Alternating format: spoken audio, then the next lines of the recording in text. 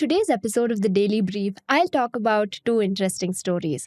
I first talk about how undersea cables keep the internet floating. And finally, I talk about how India and China walk an economic tightrope. Welcome back to the Daily Brief show by Zerodha, where our aim is to simplify the biggest news in the financial markets in a way that's one level deeper as compared to news channels. I'm your host Akshara, and today is Wednesday, 10th September.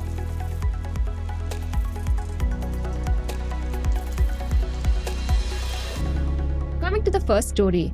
So, a few days ago, news broke that internet services across parts of Asia and the Middle East were badly disrupted.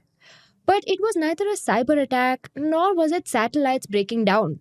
Instead, there were cuts in undersea cables running through the Red Sea, and this was the headline Reuters used. Red Sea cable cuts disrupt internet across Asia and the Middle East. So that disruption made us pause.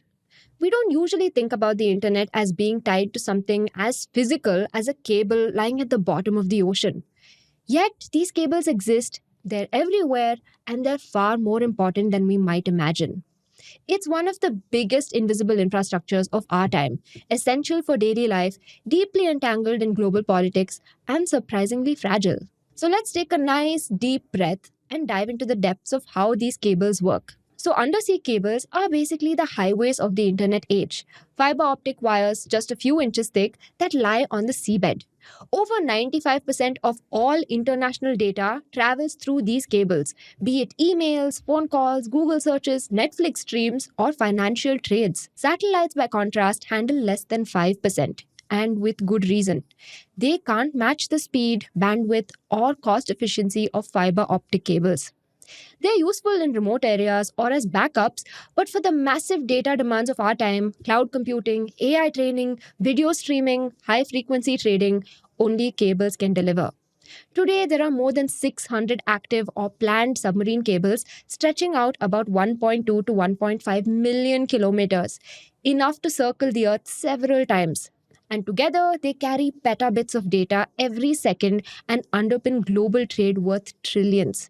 A single major global bank can move about $4 trillion daily across subsea cables. If you would like to know how big 1 petabit is, it involves streaming over 1.2 lakh hours of HD video. Now imagine millions of people doing that at any given point of time. That's the insane capacity of undersea cables. But there's a catch. These cables can be disrupted. And sometimes it's nature, like earthquakes, underwater landslides, volcanic eruptions. But more often, it's human activity. Anchors dragging across the seabed or fishing trawlers account for around 70% of cable cuts. Every year, 100 to 150 cables are damaged. Repairs are tough, costing anywhere between $1 to $3 million each time, needing specialized ships and crews, and often taking months. And because these cables run through important hubs or choke points like the Suez Canal, the Red Sea, the Strait of Malacca, or the English Channel, a single incident can affect entire regions. Like Somalia, which lost internet for 3 weeks in 2017 after its only major cable was cut. In 2022, Tonga blacked out when a volcanic eruption severed its sole cable. Building and maintaining cables isn't easy either. They can cost hundreds of millions of dollars, take years of planning, and involve fleets of specialized cable laying ships. Once operational, they are designed to last about 25 years. So who builds and owns them? Historically, the big national telecom operators have built and own cables, often with government support or partial ownership. For example, British Telecom, AT&T, and France Telecom or Orange in France ran global subsea projects for decades. In Asia, carriers like NTT in Japan or China Telecom have done the same. These are often companies that are tied very closely to their governments since cables are seen as strategic infrastructure for nations. But in the last decade, tech giants have taken a bigger share. Google, Meta, Microsoft, and Amazon now own or lease close to half the world's subsea capacity. Google alone has stakes in 30 plus cables, including some it built by itself. Meta is leading To Africa, a giant project encircling the African continent. And together, these firms drive about 70% of traffic on key routes. As we mentioned before, undersea cables are very important to national strategy. And in today's age of rivalry between great powers, they've become both a lifeline and a battlefield. For much of the modern internet era, this was a Western dominated industry. So three companies, Alcatel Submarine Networks from France, Subcom from United States and NEC from Japan, together controlled close to 90% of the market. They had the expertise, the fleets and the political backing to survey the seabed, manufacture specialized fiber and operate cable ships. But over the past decade, China has become a major force. Huawei Marine or HMN grew from a small startup into one of the world's fastest growing subsea cable builders. It was backed by Beijing's Digital Silk Road strategy, which aims to extend China's influence over digital infrastructure across the world. At its peak, HMN was responsible for around 18% of all cable length laid worldwide in recent years, offering cheaper financing and bids that were 20 to 30% lower than Western rivals. So, whoever builds and maintains these cables gains lots of and maybe a bit too much influence over global data flows. You can monitor traffic, delay or deny repairs, and in extreme scenarios, even cut off a country's connection. And this possibility alarms governments. And Western governments have already pushed back. The committee known as Team Telecom has denied landing licenses for cables that would terminate in Hong Kong, citing risks of Chinese surveillance.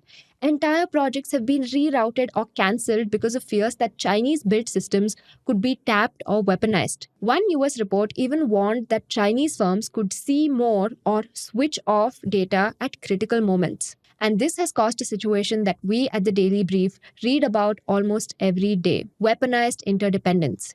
If you control a major checkpoint, you can squeeze or block flows to rival nations altogether. Undersea cables are the textbook example.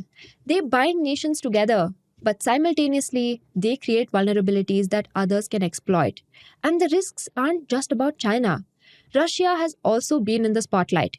Western militaries have tracked Russian submarines and spy ships loitering near major cable routes multiple times, though they did nothing. But there's always a potential fear that Moscow could cut or tamper with cables to disrupt Western economies. Cables are also prone to low level attacks, short of war, that countries can easily deny any knowledge of. In 2013, divers cut Egypt's main Mediterranean cable, wiping out 60% of the country's internet. In 2023, Taiwan's Matsu Islands lost internet for 6 weeks after both its cables were severed, allegedly by Chinese vessels operating nearby. Even non state actors play a role. Recent Houthi attacks indirectly damaged cables in the Red Sea. And because of these risks, countries are scrambling to secure and diversify their systems. The US has funded new Pacific routes with trusted partners like Japan and Australia. The Quad, India, Japan, Australia, and US, has launched initiatives on cable resilience. Japan has set aside hundreds of millions of dollars to build more landing stations away from congested areas and to strengthen its own domestic repair fleet. And this diversification is really necessary. Consider this. There are only about 60 specialized cable ships in the world, and huge Chinese cable repair companies run many of these ships. In a conflict, access to these ships could potentially be denied. And undersea cables are no neutral ground or sea. They are a contested space where economics, engineering, and geopolitics meet. And this has created a race between nations who are trying to secure their own needs while conflicting with others. So, where does India fit into all of this? Geographically, India is at the crossroads of global connectivity. Cables linking Europe and Asia pass by our shores, and India itself is connected by multiple landing stations in Mumbai, Chennai, Kochi, and other coastal hubs. Almost all of India's international traffic, from WhatsApp calls to financial trades, flows through these cables. So, Indian companies are also significant players. Tata Communications has long been a major global cable operator, owning stakes in multiple systems. Bharti Airtel and Reliance Jio are part of major consortia for new cables. Jio, for instance, is involved in the India-Asia-Europe consortium. Airtel has partnered with Meta and others on the Two Africa project. Now, this matters because India's digital economy is booming. With over 800 million internet users, huge data consumption, and a push for AI and cloud, demand for international bandwidth is exploding. To meet this, Indian firms are investing in new routes, including direct links to Southeast Asia, Africa, and the Middle East. At the same time, India is vulnerable. So, unlike the US, which has dozens of cables on each coast, India relies on fewer choke points. A serious disruption in the Red Sea, for example, can have ripple effects here as well. and policymakers are aware of this. India is part of Quad initiatives with the US, Japan, and Australia to boost subsea cable security and resilience. Domestic telecoms are also exploring more landing points to reduce dependence on a few hubs. So here's the bottom line. Undersea cables are the arteries of globalization today. They keep trades and banks running, video streaming, AI models training, and families connected. But they're also fragile, threatened by anchors, earthquakes, geopolitics, and sabotage. They're expensive to build and harder still to fix, and they're increasingly dominated by tech giants while also caught in the crossfire of US China rivalry. They're also crucial for countries like India, which sit at the heart of global data flows but remain exposed to risks. Undersea cables have truly reshaped the 21st century without us even noticing a peep. Yet, as the Red Sea incident showed, when they snap, the world feels it. Coming to the second story. So, earlier this week, Xu Feihong, the Chinese ambassador to India, had a pointed message. He said that the US was weaponizing tariffs against China in an attempt to remove all dependence on them while also extracting costs from them. And he also hoped that India, also facing steep US tariffs, would work with China to get through this. The comments have come at an interesting time. Last month at the SEO summit, Vladimir Putin, Xi Jinping, and our PM Narendra Modi were seen having a friendly chat. This was right after Trump slapped tariffs on our exports, so it was seen as India taking a side that didn't align with the US. What's more, China stopped restricting exports of critical rare earths and fertilizers to us. It might seem like India and China are warming up to each other, but that faces a brutal reality check. The history between both countries has been nothing short of tense, and these tensions peaked in 2020 with the Galwan Valley clash, where 20 Indian soldiers died in hand-to-hand combat with Chinese forces. So we've covered how China and India view each other as strategic adversaries on the Daily Brief before. However, economic necessity creates strange bedfellows even between strategic adversaries. With US markets closing, India and China find themselves cautiously exploring whether they can and should do business together. On that note, we don't claim to be experts on such a difficult question, but we'll be exploring different viewpoints to see where the rabbit hole leads. So let's dive in. To begin with, there are certainly some synergies between both countries. It seems to us that both countries have something the other might need. China has been dominating manufacturing for a long time, from crude steel to televisions and smartphones. They've also broken ground in completely new industries like EVs and solar panels. Their growth story is, in any way you look at it, deeply impressive. However, this dominance has come with a few costs. It is flooding the world with too many goods, and countries are responding with tariffs on Chinese goods to protect their own industries.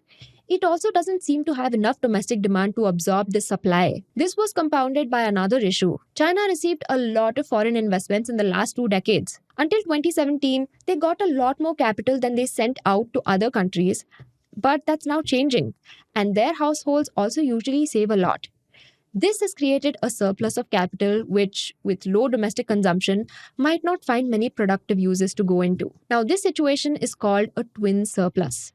It may sound like a good thing to have, but it usually reflects an economy that produces a lot but doesn't consume enough. It also has other second-order negative effects. For instance, a twin surplus would imply that China gets a lot of foreign currency. Chinese producers would want to convert dollars into renminbi or RMB, and this means more demand for RMB, which would also increase the value of RMB. However, a stronger currency makes Chinese goods more expensive and therefore less competitive. So the Chinese government intervenes to keep the RMB cheaper by demanding more dollars. And they do this by printing more RMB, which means there's more cash in the Chinese economy. But this excess liquidity often goes into industries where either oversupply already exists or there's an investment bubble which might burst, worsening the situation further. Moreover, as a result of this intervention, China has accumulated a lot of dollars which they have nowhere to park but US treasuries, which give them pretty low yields. That's not necessarily the best use of that money. In other words, Chinese goods and capital need a really large market to flow into. And India, which houses the world's largest population, is most likely the best solution to that problem.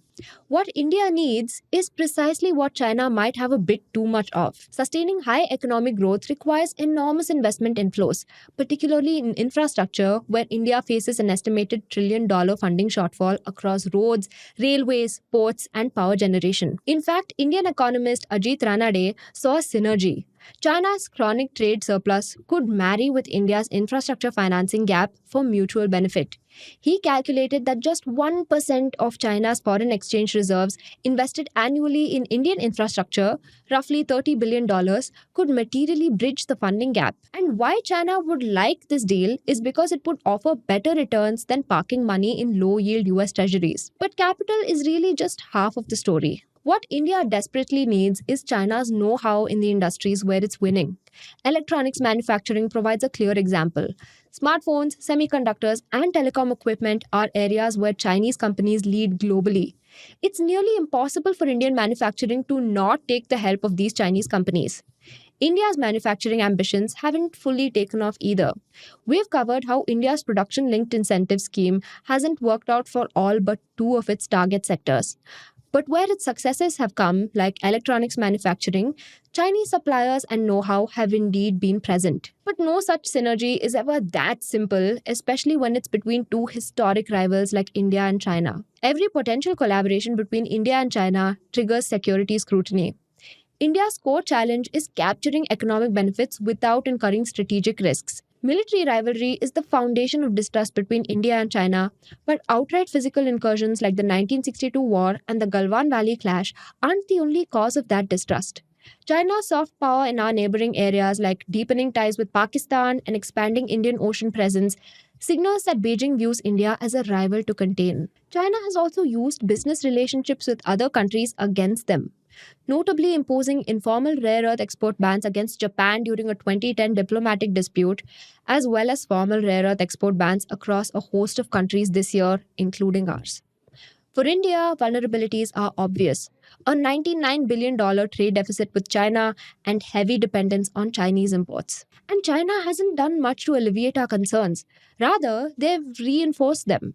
For instance, we covered how, reportedly under Beijing's direction, Foxconn had to recall 300 Chinese engineers from India. Chinese authorities even requested reports on Foxconn's India investments. Technology risks add another layer. Following Galwan, India banned over 200 Chinese mobile apps for data security concerns. Chinese telecom vendors Huawei and ZTE have been effectively barred from Indian 5G networks. The fear is that Chinese firms, even private ones, could participate in spying on India, given China's national intelligence law requiring companies to cooperate with state security. In our view, it's hard to divorce Chinese investors from the aims of the Chinese government, even if that might not be fully true. For instance, Stanford found that top Chinese private investors prefer not to be linked with state money. Three Italian researchers also found that while Chinese private firms are almost purely profit driven and risk averse, Chinese state enterprises put national security first before anything else. But it probably doesn't matter, as it's been evident that any which way, the Chinese government has a lot of power over where the money goes, and it may not be worth risking what their intentions may be. So, how does India tread the line between economics and national security? Well, there are no easy answers, but some steps have already been made. Clean energy offers the clearest example. Gautam Adani visited China in June 2025 to meet multiple Chinese companies exploring advanced solar modules and wind turbines for Indian projects. Just this week, Servotech Power Systems entered an exclusive partnership with Zhuhai Peiwen to manufacture battery energy storage systems domestically, with the Chinese firm providing technology. Electronics manufacturing continues through majority Indian joint ventures, with the most recent high-profile one being between Dixon, 74% ownership, and Chinese firm Longcheer, 26%. EVs also present another opportunity, and there's some action in pharma as well. Take Shanghai Fosun buying up Indian firm Gland Pharma for approximately $1.1 billion, the largest Chinese takeover of an Indian firm at the time.